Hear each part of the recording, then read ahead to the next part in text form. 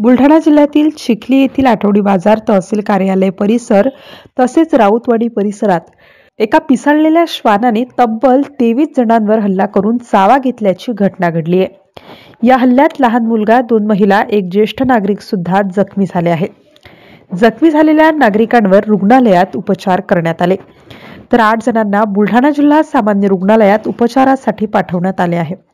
मात्र या पिसाळलेल्या श्वानामुळे शहरातील नागरिकांच्या मनात भीतीचे वातावरण पसरले असून तात्काळ या श्वानाला पकडून जेरबंद करावे अशी मागणी नागरिकांनी केली आहे।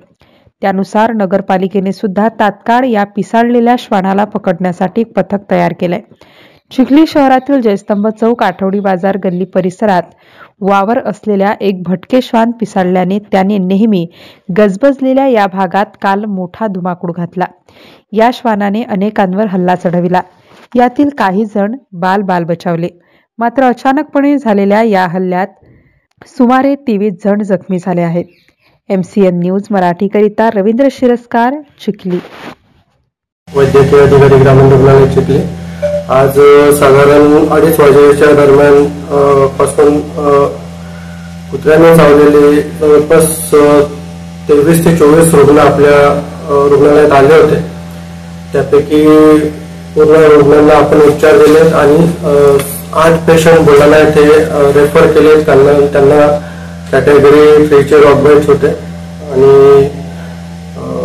या घटनेने घाबरून जाऊ नये, सगळे ते उपाय केले जात आहेत आणि कुणालाही कुत्रा चावला किंवा काही अडचण आली तर ताबडतोब ग्रामीण रुग्णालयात येऊन इलाज उपचार घ्या आणि घाबरून जाऊ नका।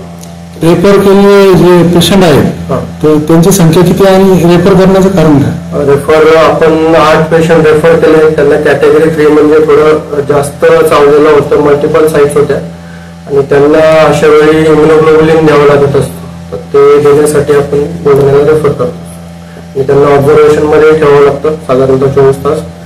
त्या कारणास्तव आपण बुलढाण्याला रेफर करतो।